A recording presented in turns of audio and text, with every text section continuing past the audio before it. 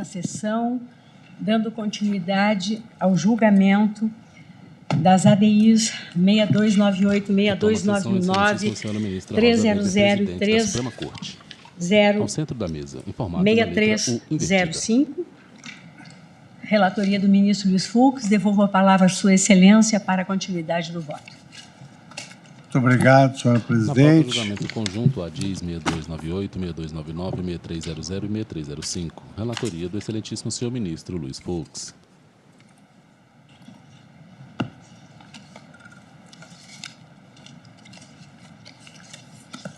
A imagem ao centro da tela, o excelentíssimo senhor ministro manuseia alguns papéis. Renovando meus votos, boa tarde aos integrantes da Corte, ao senhor Procurador-Geral da República. Então, senhora presidente, eu agora passarei à parte relativa às alegações de constitucionalidade material, enfrentando tudo quanto os autores aqui trouxeram.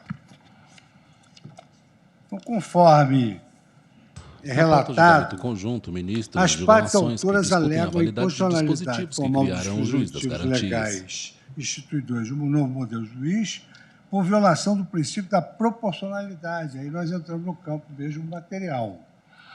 Defendem que, na forma como foi concebido o novo juiz das garantias, a lei não passa no teste da proporcionalidade, nas suas três dimensões: da idoneidade ou adequação, considerando que a medida é incapaz de atingir as finalidades de isenção e imparcialidade dos magistrados, da necessidade, pois a legislação já ostenta mecanismos suficientes para coibir eventual parcialidade do juiz, tornando despicianda e excessiva a estruturação de um processo penal compartilhado entre o juiz em fase investigativa e outro juiz em fase instrutória. O princípio da proporcionalidade em sentido estrito, em razão da violação de outros bens jurídicos igualmente protegidos pela Constituição de 1988 e dos elevadíssimos custos que o Estado deverá despender para a operacionalização do novo e inidôneo e desnecessário mecanismo.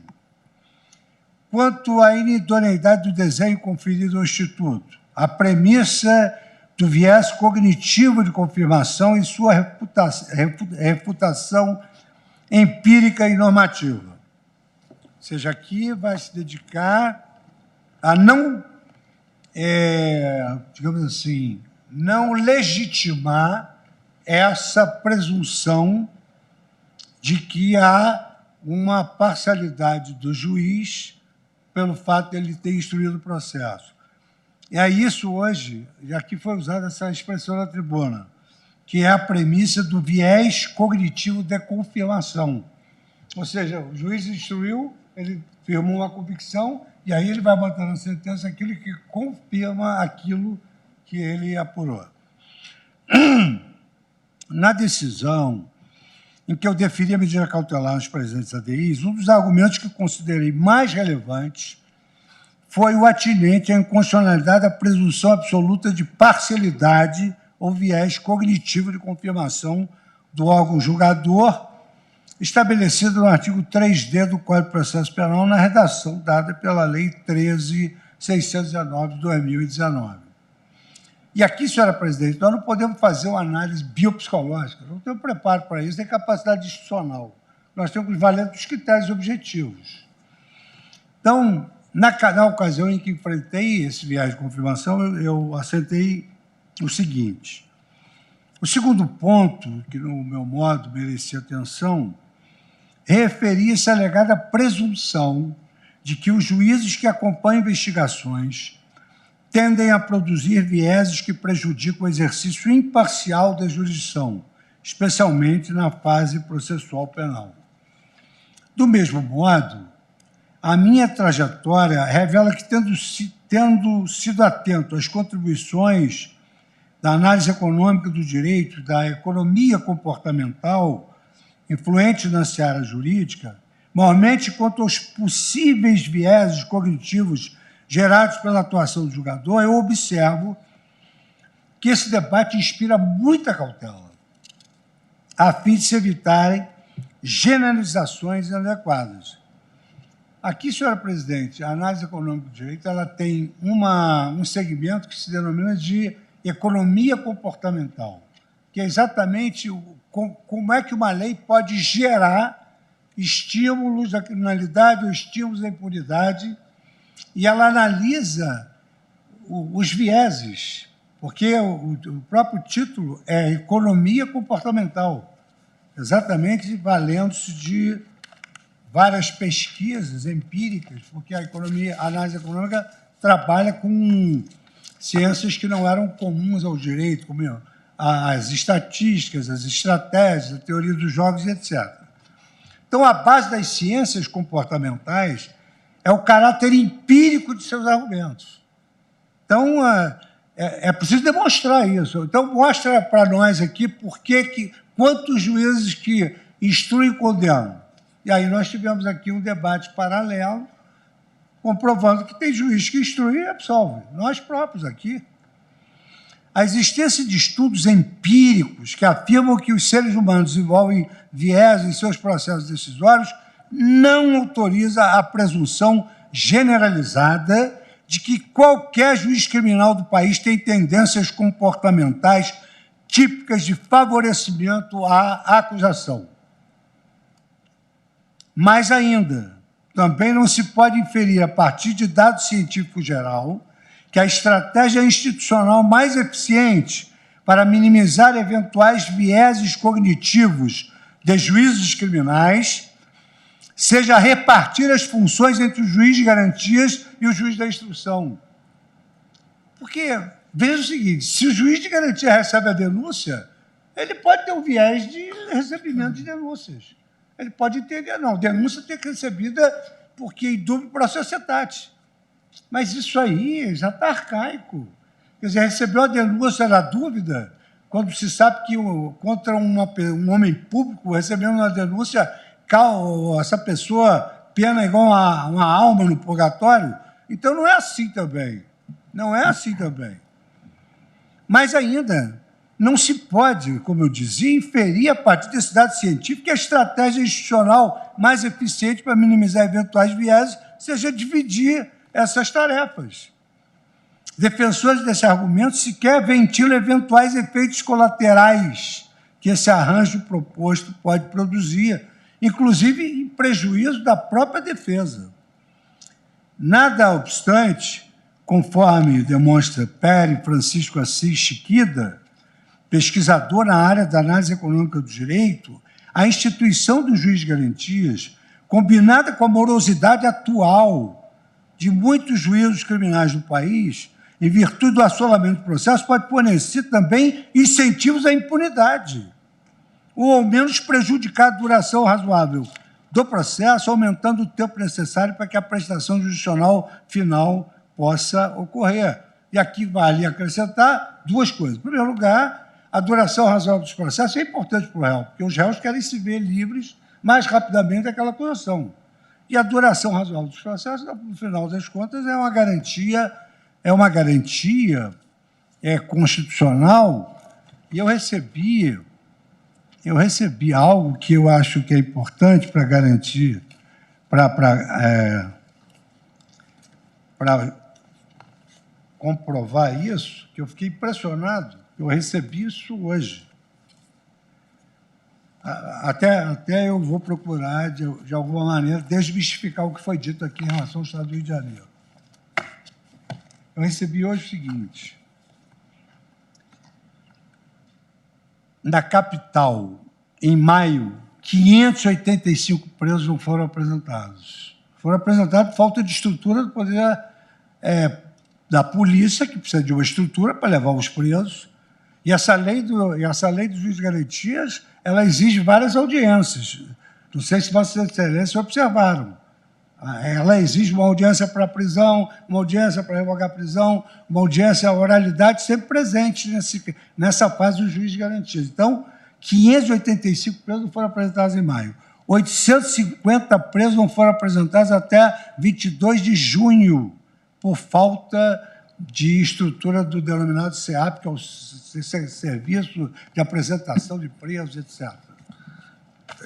Permite, ministro Fux, só uma observação enfática aqui. Claro. Um dos grandes problemas nas audiências e ao preso era a escolta. Senhor ministro Alexandre de Quando eu Moraes. fui secretário de Segurança Pública, um dos grandes pedidos da Polícia Militar era para parar de fazer escolta de preso, porque nós chegávamos a ter dias em que quase 1.000 policiais tinham que ser designados só para isso, só para fazer a escolta.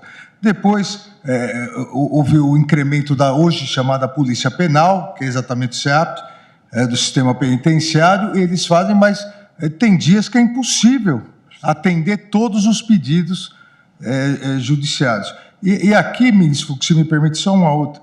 Vossa Excelência tocou num ponto importante que eu também vou salientar depois. Ainda sem entrar no mérito do sistema, mas há previsões na lei que parece que nós estamos na Finlândia. Tudo tem que apresentar para o juiz imediatamente. Ou seja, se ignora o que nós vivemos 2 anos na pandemia, ou seja, a possibilidade da tecnologia, do uso da tecnologia, e absolutamente tudo. Termina o prazo da prisão preventiva, tem que apresentar de novo ao juiz. Não vai existir escolta no Brasil que consiga fazer isso. Então, nós temos que realmente pensar aqui, Vossa Excelência falou na razoável duração do processo, eu diria também no princípio da eficiência, que é um princípio constitucional, porque senão os processos não vão andar. Obrigado. Vou acrescentar esse dado que Vossa Excelência acaba de trazer. Em que pese a relevância desse debate empírico, igualmente não me parece apropriado adentrá-lo nesta análise primária e cautelar da questão, em face da ausência de dados firmes que hoje nós já temos. Então, quem reclamava que o processo não estava andando, o processo precisava de todo esse momento. Então, em que pese a relevância desse debate empírico, igualmente não me parece apropriado adentrar nesta análise primária e cautelar da questão, até porque eu não tinha dado nenhum, em face da ausência de dados firmes que permitam uma conclusão definitiva sobre o tema. O aprofundamento desse tópico, com devido rigor metodológico e empírico, como exige a ciência, somente será possível em sede meritória.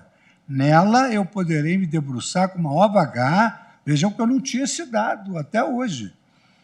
Nela, poderei me debruçar com maior vagar nas contribuições teóricas e, sobretudo, dos dados empíricos disponíveis, com especial atenção à solidez, tecnicidade e consistência desses dados, sobre os impactos que o juiz de garantias ensejará aos diversos interesses constitucionalmente tutelados, sob pena de se recair em uma análise baseada em meras especulações que carecem efetivamente de consistência empírica. Por meio de audiências públicas, os amici curiae, por exemplo, não houve oportunidade de esclarecer esses dados, porque ficou-se numa adulação dessa figura, juiz de garantia. Isso é o sonho dos deuses, é isso que vai resolver tudo. Aí não se trouxe nenhum dado, nada. O pressuposto justificador, e eu volto a repetir, senhor presidente, eu estou votando uma lei que criou. Então, estou achando... Eu não acho que nós descobrimos a pólvora, não, mas eu estou julgando a lei que criou. O pressuposto justificador da criação de uma nova figura judicial, voltada a atuar exclusivamente na fase do inquérito, assenta-se na ideia de que o juiz, pela única razão de ter decidido pedidos deduzidos pelas partes, em fases anteriores ao procedimento, desenvolveria um viés de confirmação das decisões pretéritas. E olha que nessa fase de juiz de garantia tem muitas decisões restritivas de direitos e concessão de bens. Então, se pressupõe que os pedidos que foram atendidos pelo juiz de garantia desenvolveriam viés de confirmação de decisões pretéritas e, portanto, estaria contaminado em sua imparcialidade objetiva, razão pela qual deve ser considerado impedido de atuar na fase seguinte da instrução da ação penal e consequente julgamento do mérito. Na minha visão, é o melhor juiz para julgar o mérito. é o que produziu a prova, que ele teve contato com a prova. Estabeleceu-se, assim, a presunção legal absoluta, iure et de iure, e não iuris tantum, de parcialidade do juiz, que, no exclusivo exercício da função jurisdicional, tem exercido a fiscalização judicial do inquérito.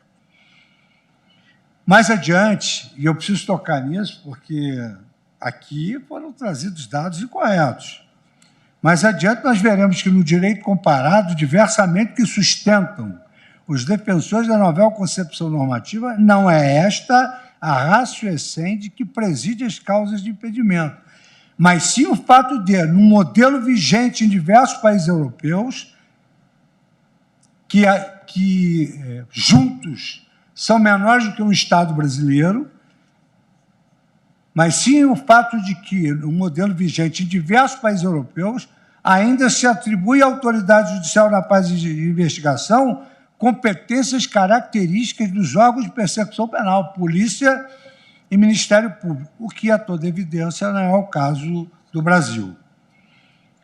No presente capítulo, eu vou apresentar considerações de ordem teorética que, a par de revelar as incoerências, incongruências e incompatibilidades internas do dispositivo em questão, demonstram absoluta irrazoabilidade, inidoneidade e desnecessidade da norma de presunção absoluta do impedimento do juiz, violando o princípio da proporcionalidade.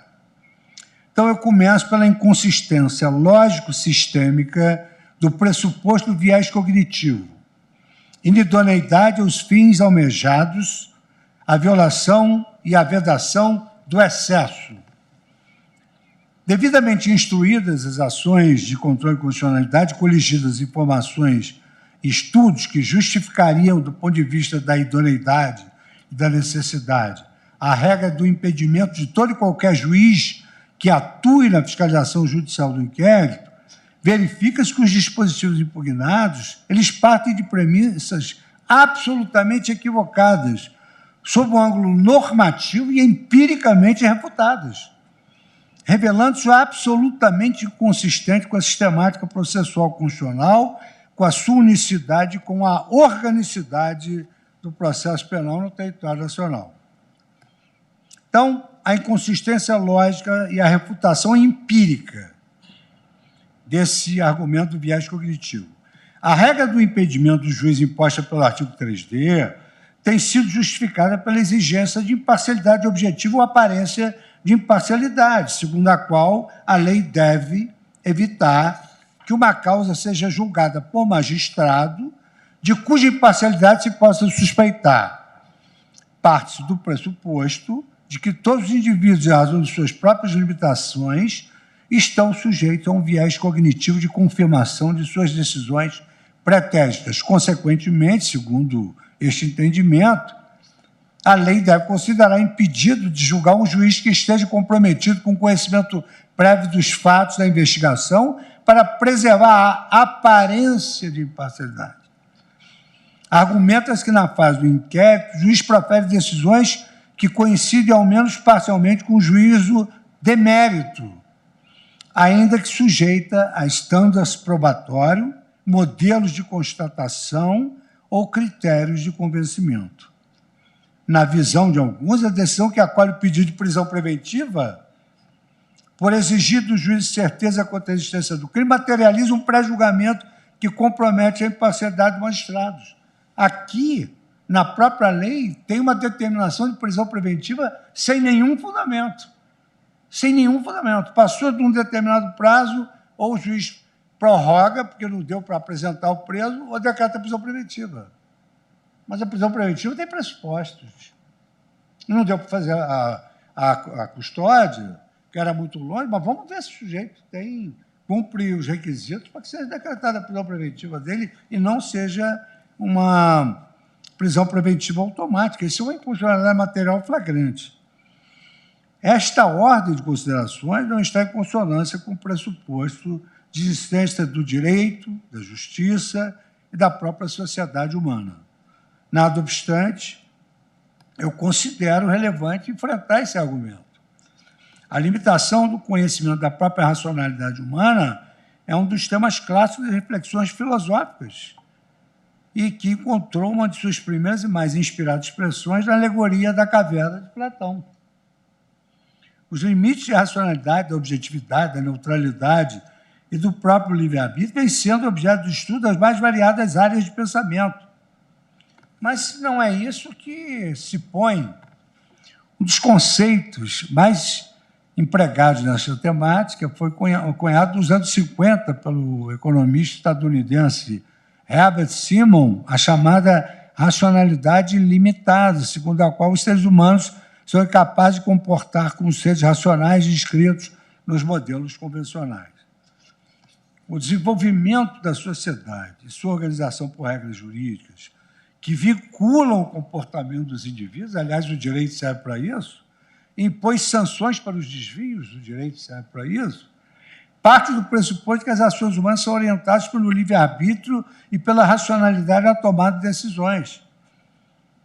O funcionamento de todo o ordenamento jurídico constitucional pauta-se em princípio da confiança e da racionalidade humana, sem as quais nem a organização social, nem o Estado e nem o direito seriam absolutamente possíveis. Na pauta, julgamento conjunto. A presunção absoluta do viés de confirmação de decisões pretéritas que inspirou o artigo 3D da lei nutre-se de convicções opostas, admitindo como regra.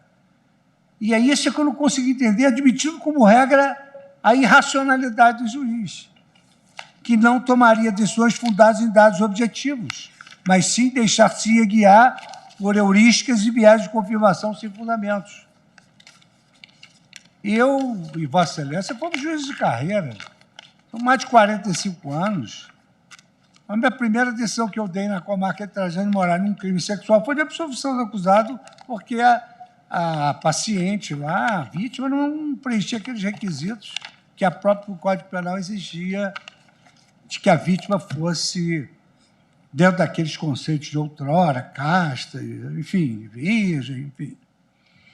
Então, na verdade, essa pressuposição ela é absolutamente equivocada. A imparcialidade do juiz, que é um dos valores que fundamentam a organização do Poder Judiciário, embora não expressamente mencionada na Constituição, é uma garantia do jurisdicionado no Estado Democrático de Direito. Essa imparcialidade que deriva dos direitos fundamentais ao julgamento pela autoridade competente, princípio do juiz natural, devido processo legal, contraditório, ampla defesa, bem como da vedação ao julgamento por juiz ou tribunal de exceção.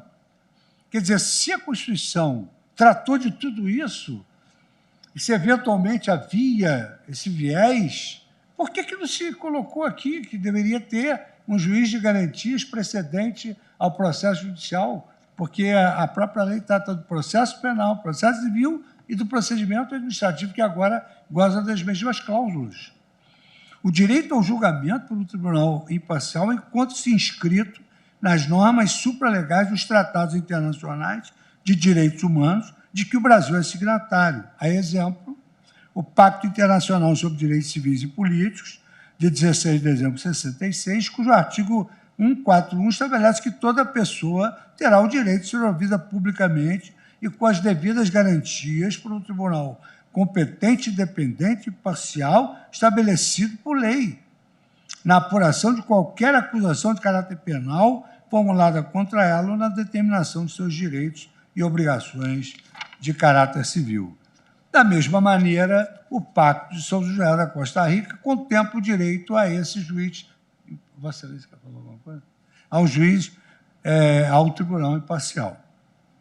Artigo 8.1 do Pacto de São José. O direito ao julgamento por esse juiz integra o núcleo duro dos direitos fundamentais, não se podendo amesquinhá-lo. Como é que se vai partir da premissa da irracionalidade e da imparcialidade do juiz se a Constituição traz uma lista de garantias fundamentais onde ela pressupõe exatamente a imparcialidade do magistrado? De onde é que se tirou isso? Essa presunção, de onde é que saiu? Aliás, aqui tem uns fundamentos parlamentares que não se sabe que é o autor da lei. Não se sabe. Às vezes se sabe, mas aqui está dito que não se sabe. Nesta linha, o sistema processual penal pátrio protege concretamente a imparcialidade judicial, nas suas dimensões objetiva e subjetiva, prevendo instrumentos adequados para que, em caso de dúvida quanto à imparcialidade do juiz, sejam opostas as exceções de impedimento e de suspeição por qualquer das partes. A imparcialidade, inclusive, ela norteia o exercício da magistratura brasileira, integrando o Código de Ética da Magistratura. Artigo 1º.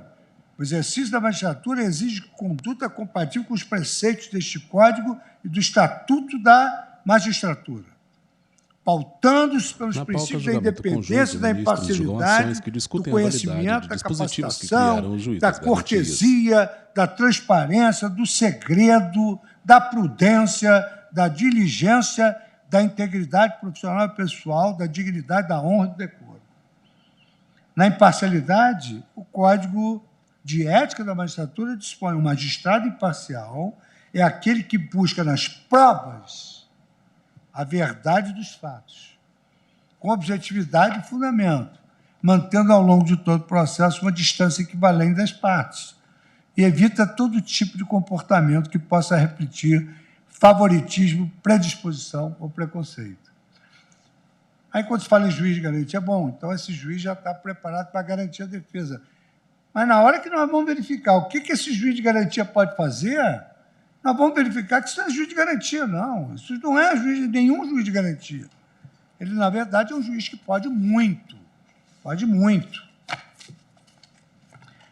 Na legislação penal brasileira, a posição de todo e qualquer juiz na fase do inquérito é fundamentalmente uma posição de garante, um verdadeiro juiz das garantias. Eventual violação do dever de imparcialidade pode advir de atitudes e comportamentos pessoais, comportamentos subjetivos, caso a caso, e pode ser que a nulidade de todo procedimento pode ser alegada pelas partes. Nesse sentido, a legislação processual penal brasileira estabelece regras voltadas a garantir a imparcialidade do juiz, tanto na sua dimensão subjetiva quanto na objetiva. Então, por exemplo, se o juiz tiver um comportamento, subjetivamente está impedido. Se o juiz for parente, está impedido. Então, a lei contrabalança essa motivação da imparcialidade, mas não a presunção de racionalidade e imparcialidade. A imparcialidade subjetiva ela é garantida mediante a previsão de declaração pelo próprio juiz. Quantas vezes aqui nós declaramos por motivo íntimo que não queremos participar do processo?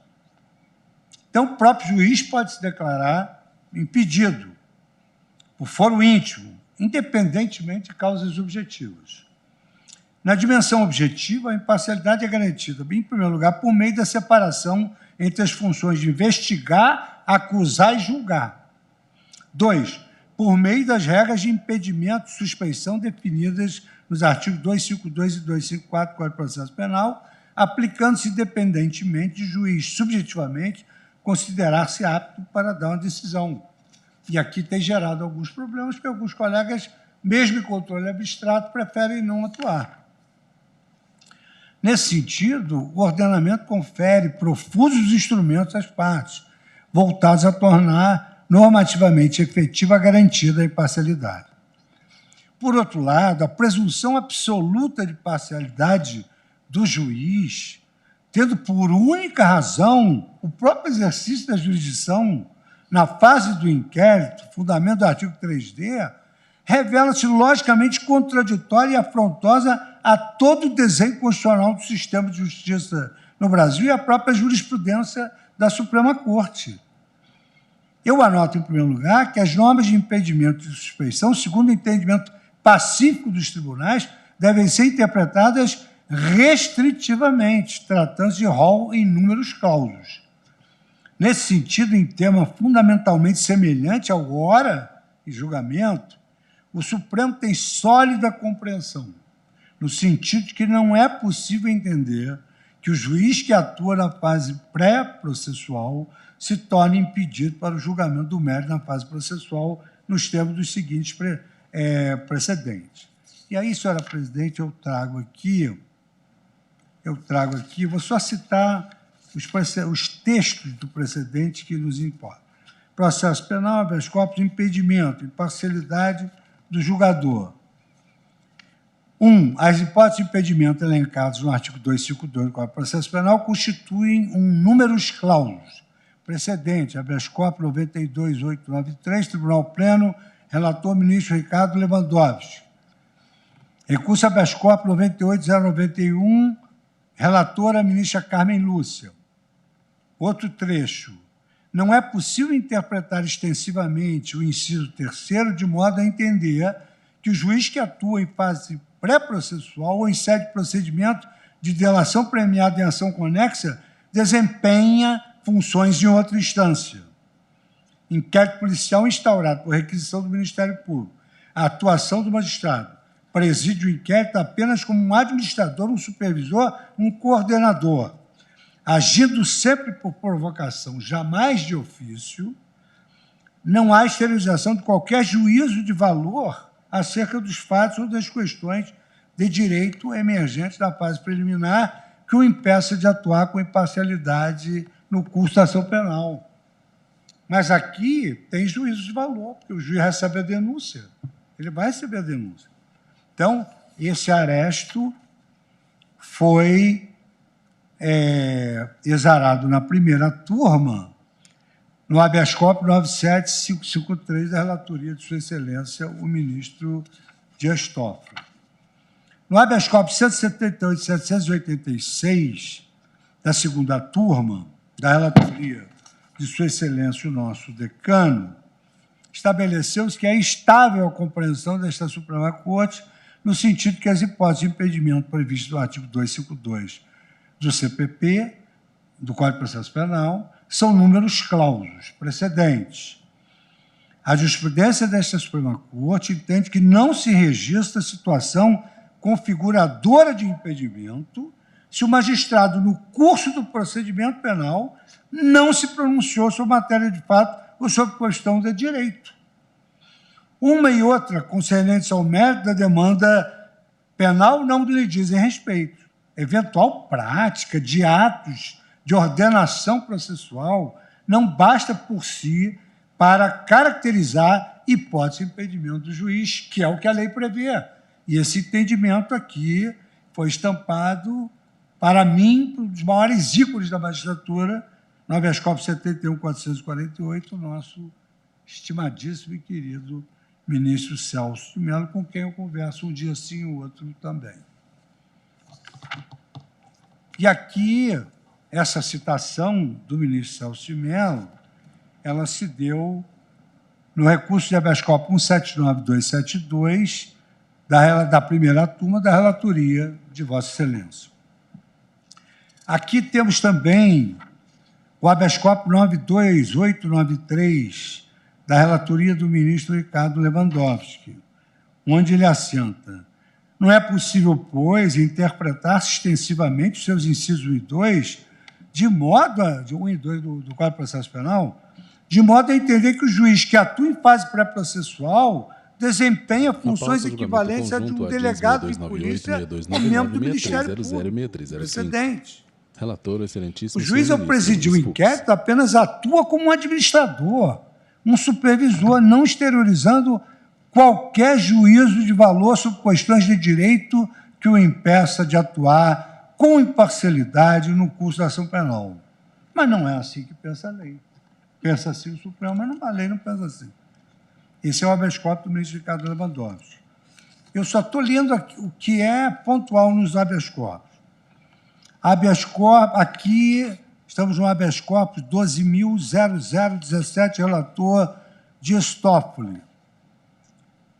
Processual penal, habeas corpus, impedimentos embargadores integrantes do órgão especial que tenham julgado procedimento administrativo disciplinar contra a juíza federal e emitido pronunciamento pela imposição de disponibilidade à magistrada. Mutatis mutandis, isso aqui foi um administrativo, mas é a mesma ratio. Inexistência de impedimento. Ordem denegada. O disposto no inciso 3º do artigo 252 do Código de Processo Penal merece interpretação restritiva. Agora, aqui, habeas corpus 170404, da primeira turma, recente, esse, 2020, não constitui hipótese vedada por impedimento a atuação, em mesmo caso criminal, de magistrados dos cônjuges que titularizam unidades jurisdicionais diversas, inteligência do artigo 252. Esse também da primeira turma, e como é um belíssimo acordo, não poderia ser de outra autoria que não de Vossa Excelência. Com efeito do entendimento pacificado dos tribunais, que o fato de o juiz, a partir das provas constantes dos autos, ter proferido decisões desfavoráveis ao paciente, decreto de prisão temporária, sua posterior conversão em preventiva, além da própria pronúncia, não afeta a sua imparcialidade e muito menos o torna nulo o processo. E aqui eu fiz questão de citar esse acordo, esse habeas corpus 180787, porque ele analisou a matéria em nível infraconstitucional, o próprio Código de Processo Penal, e ele é da relatoria da minha madrinha lá do STJ, que é a ministra Laureta Vaz, que me introduziu no plenário do STJ há 20 anos atrás. Em verdade, da mesma maneira que na fase do inquérito, o juiz pode vir a deferir medidas cautelares no julgamento da ação penal, absolver o réu, nós vimos isso aqui no Supremo Tribunal Federal nós vimos isso.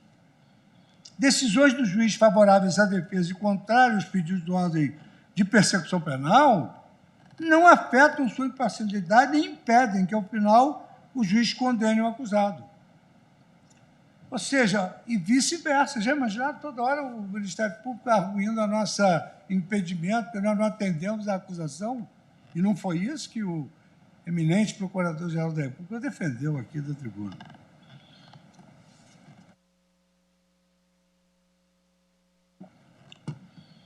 Além da sedimentada jurisprudência a respeito da inexistência de impedimento do juiz que atua na fase de investigação, por sua posição de juiz de garantias, há ainda evidências das incompatibilidades e perplexidades geradas por esse artigo, pelo seu contraste com diversas normas do nosso direito processual penal que permanecem em vigor.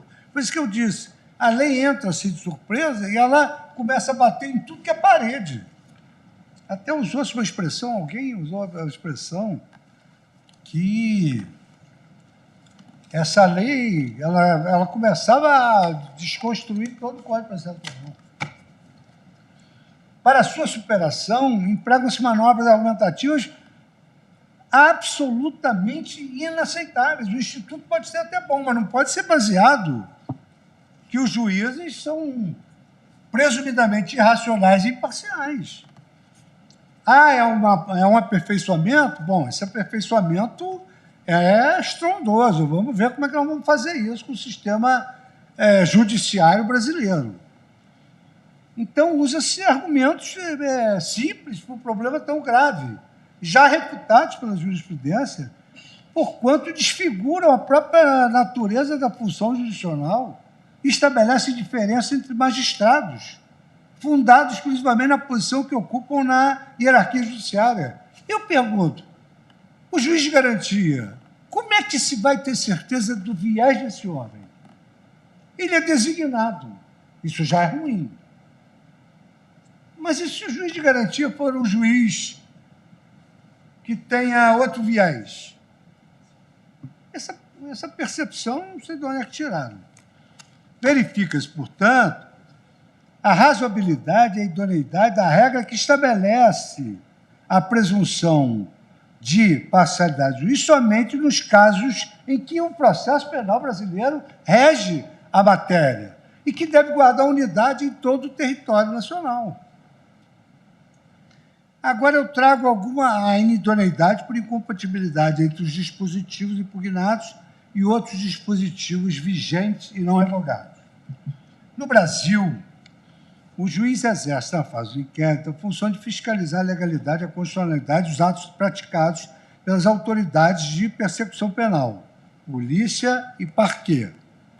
No exercício desta competência, os magistrados avaliam, por exemplo, a legalidade da instauração do inquérito ou da prisão em flagrante, efetuados pela autoridade policial, verificam se existe ou não fundamentos para a decretação de medidas cautelares em ré, busca, apreensão, quebra de sigilos, ou pessoais, prisão preventiva, monitoramento eletrônico, restrição à liberdade de locomoção e de comunicação entre os investigados e testemunhas, todas essas medidas requeridas pelos órgãos de persecução penal, dentre outras.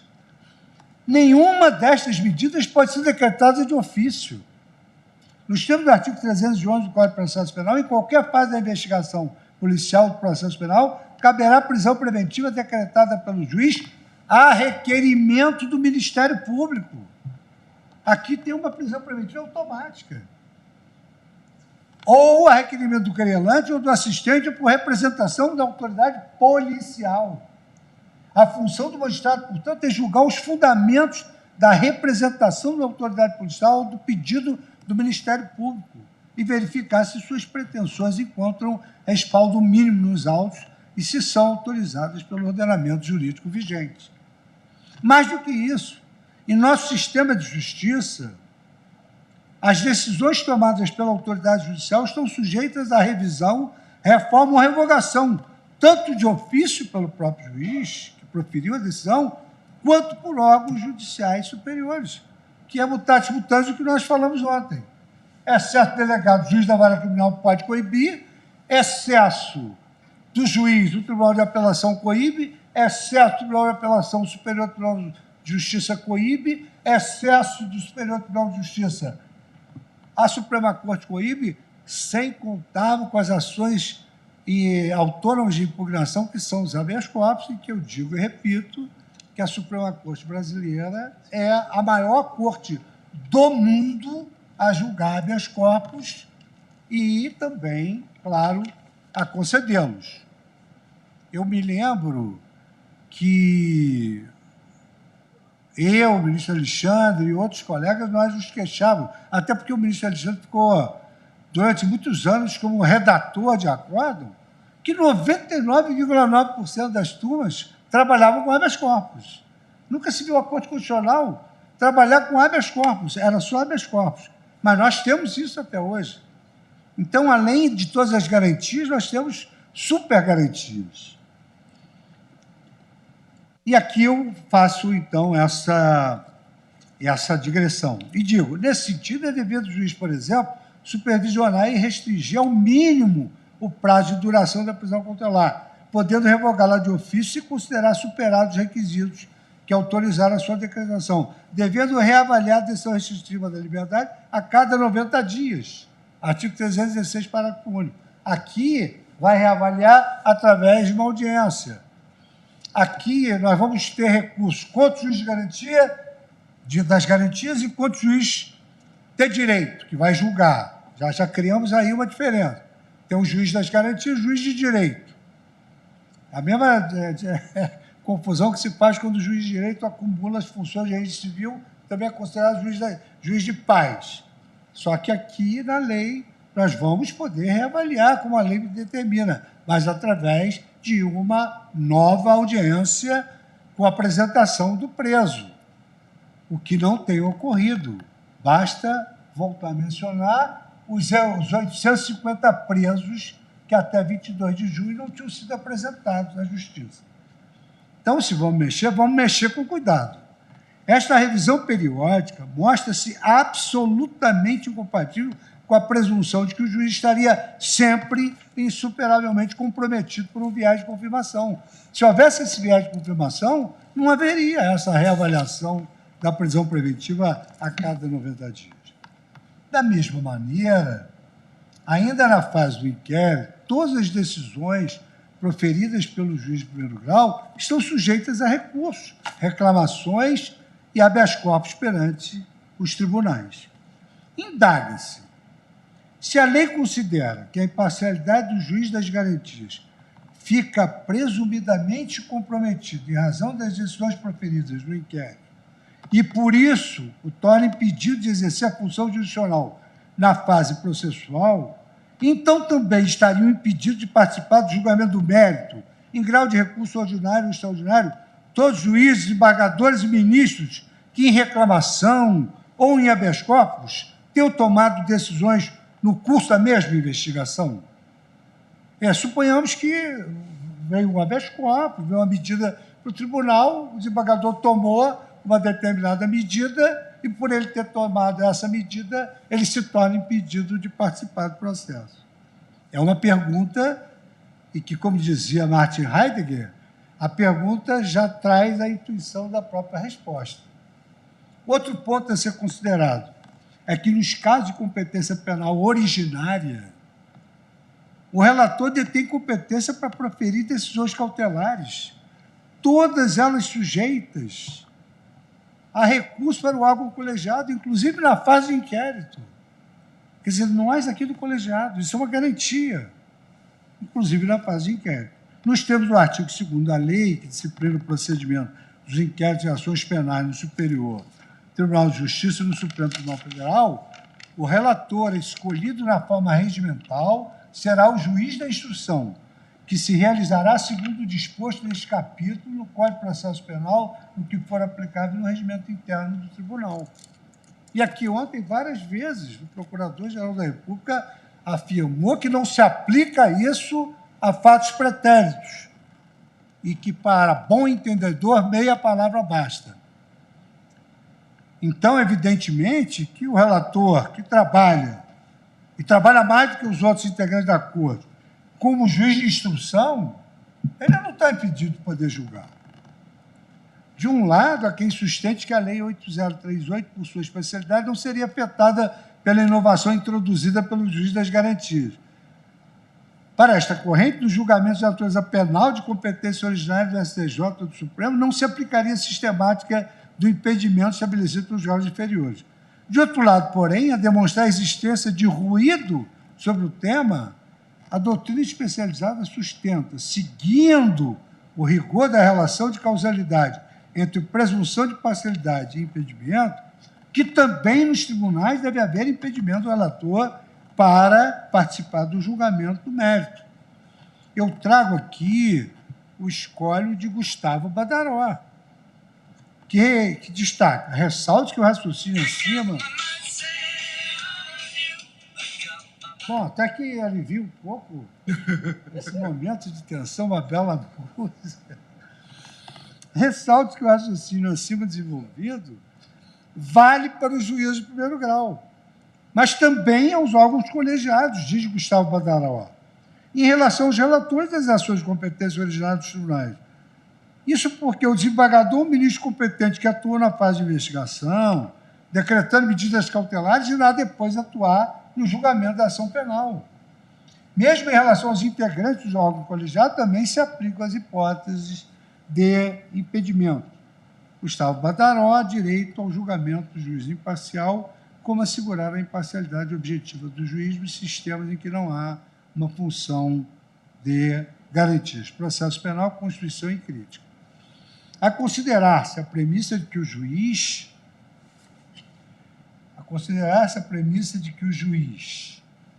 das garantias, que atua na fase do inquérito, deve ficar impedido para participar do julgamento do mérito da ação penal, esta mesma razão levaria à conclusão de que tanto o relator, um órgão colegiado que tenha atuado na fase do inquérito, estariam contaminados pelos acordos anteriormente proferidos. Senhora Presidente, eu até peço escusas, mas eu não posso deixar de enfrentar todos os argumentos que foram aqui trazidos. E eu estou procurando fazer de forma mais minimalista possível. Quem vota o excelentíssimo No senhor mínimo, ministro Luiz Fux, digo eu, relator do feito. Haveria presunção de que o relator estaria, em razão do viés de confirmação das decisões tomadas na fase de inquérito, impedido de prosseguir na relatoria, o que seria um absurdo, a partir do recebimento da denúncia, e também impedido de participar do julgamento do mérito por ter atuado na fase de inquérito. Que discutem Como é que a o tribunal de validade de 11 dispositivos que integrantes vai criaram o trabalhar juiz das com garantias. instrução de ações originárias se não designar um dos seus integrantes? A interpretação segundo a qual o novo juiz das garantias, como previsto na lei, não se aplica aos julgamentos colegiados, inquéritos e ações penais dos tribunais, torna incompreensível, eu não estou entrando nesse ponto, torna incompreensível, do ponto de vista da coerência interna da lei, a presunção de parcialidade do magistrado. Isso só derrui esse argumento, fundado em estudos que comprovariam o viés cognitivo de confirmação que atingiria a todos os seres humanos. Graças a Deus, nós somos seres humanos, nós erramos, o que só autentica a nossa humanidade. O paradoxo é ainda maior em nosso ordenamento, no qual as decisões do juiz de primeiro grau, na fase de inquérito, podem ser submetidas a recurso e revisões e até chegar à Suprema Corte. Todo o sistema de justiça estaria contaminado por esse viés de convenção. Imaginemos um processo que perpasse por todas as instâncias. Quer dizer, todo o sistema de justiça estaria contaminado pelo viés de confirmação. No limite, não restaria qualquer juiz apto a proferir decisões imparciais dos processos. Diante desta aporia, torna-se evidente que a norma não parte dos mesmos princípios que inspiraram o desenho institucional do Poder Judiciário brasileiro na nossa Constituição, revelando-se inidônea à garantia do bem jurídico que supostamente pretende proteger. Mas há ainda... Tem 3 minutos, eu vou cumprir. Há ainda outras incongruências insanáveis entre a norma que prevê o impedimento do juiz das garantias e regras processuais vigentes e que não foram revogadas. Eu cito alguns exemplos de dispositivos sobre cuja vigência o legislador não se manifestou, ministro Alexandre, e, por não haver expressamente revogado, produziu uma profunda insegurança jurídica, ministro Fachin, incompatível com a função do Código de Processo Penal de disciplinar as regras do jogo. O artigo 399, caput, dispõe: recebida a denúncia ou queixa, o juiz designará dia e hora para a audiência, ordenando a intimação do acusado, seu defensor, do Ministério Público, se for o caso do querelante e do assistente. Considerando que o juiz de garantias seria competente até a fase do artigo 399, nos termos do artigo 300 inserido pela Lei 13.964, a ele caberá designar data para audiência de instrução, conforme prevê a lei. A lei prevê, recebida a denúncia, designa a audiência de instrução. O juiz de garantia recebe a denúncia. Ele designa a audiência de instrução, o Código de Processo Penal diz que é outro juiz. A lei diz que o juiz de garantia só recebe a denúncia. Isso fica num vácuo, porque diz que é o juiz que recebe a denúncia, que é o juiz de garantias. Para nós, sempre foi o juiz do processo.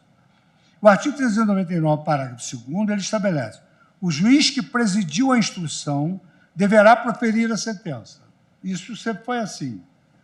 A prova é coligida em prol do juiz que vai proferir a sentença. A sentença vem de sententia, que significa tudo aquilo que o juiz sentiu à luz das provas. Essa é a verdadeira, digamos assim, axiologia da palavra sentença. Então, por isso é que o destinatário da prova sempre foi o juiz. Se ele vai sentenciar, ele tem que conhecer os elementos de convicção. Então, o artigo 399, parágrafo 2º, estabelece: o juiz que presidiu a instrução deverá proferir a sentença. Se o juiz da instrução decretar ou indeferir medidas cautelares no curso da ação penal, como, inclusive, a decretação da prisão preventiva para a garantia da ordem pública, da ordem econômica, por conveniência da instrução criminal, como verba e graça, o réu ameaçar testemunha, ou para assegurar a aplicação da lei penal, o réu que foge ou se desfaz de seus bens, esse juiz do artigo 399, parágrafo 2º, que não foi revogado e que instrui, ele estará impedido para julgar o mérito? Pergunto já sob a forma de resposta. Senhora presidente, eu me comprometi até 18h30 e são 18h30. Eu iniciaria agora as incompatibilidades com o procedimento do júri, mas eu vou trazer na próxima sessão, hoje já foi anunciado aqui que haverá um pedido de vista. Eu vou trazer na próxima sessão, tentar resumir mais um pouco, porque eu estou enfrentando a lei que eu li no relatório. Então, estou enfrentando a lei, citando o artigo Mas é claro que Vossas Excelências não têm memória fotográfica. Então, no meu último capítulo, eu vou trazer o artigo e dizer por que ele é inconstitucional, outro artigo por que ele é inconstitucional e assim por diante. Então, eu vou prosseguir na próxima sessão com a autorização de Vossa Excelência, já ciente de que vem pedido de vista, e agradecer mais uma vez a sua generosidade de me conceder o tempo que eu precisaria, como Vossa Excelência me disse, que eu teria para explanar as minhas manifestações.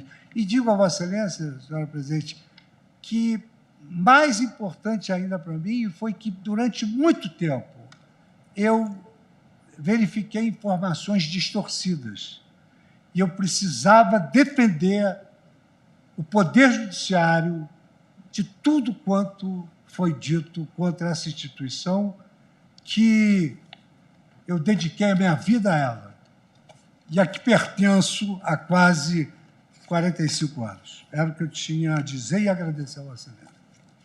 Ministro Fux, além da profundidade do voto de Vossa Excelência, né, defendendo a compreensão que tem do tema, nós temos que destacar que se trata de um instituto, o Juiz das Garantias, novo, que implica uma alteração toda de um modelo Ministra Rosa a que Weber, nós presidente todos do estamos STF. acostumados. Então, esse trabalho minucioso, esse estudo profundo e minucioso que Vossa Excelência faz, é importantíssimo para todos nós, que vamos ter que terminar votando, né, ao final do voto de Vossa Excelência.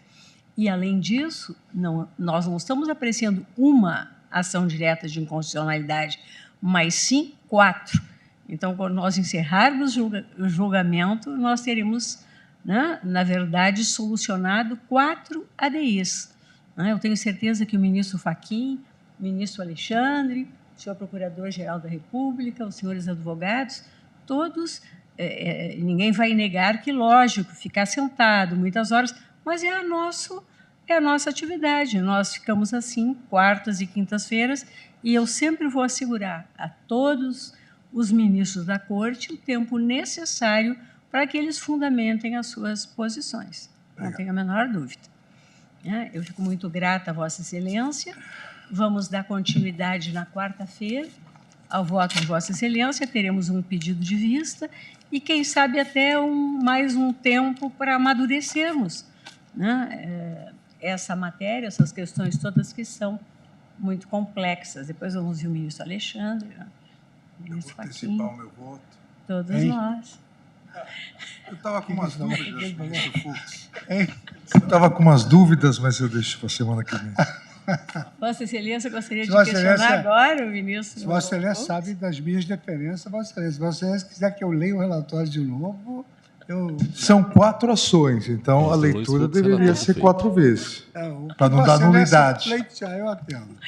E eu ficaria aqui ouvindo com muito gosto, só que eu tenho que abrir um evento do Conselho Nacional de Justiça, lá na sede do belíssimo tribunal presidido pelo ministro Alexandre de Moraes, que é o Tribunal da Democracia, às 19 horas. Por isso é que eu disse a Vossa Excelência, ficamos até às 18h30, porque lá realmente tenho esse compromisso. Mas continuaremos quarta-feira que vem. Muito obrigado, presidente. Vamos só registrar o resultado provisório, que foi dada continuidade, né, ao voto do eminente relator e suspenso às 18h30 em função do horário. Continuamos quarta-feira que vem. Eu só me resta agradecer a presença de todos, né, o tema candente.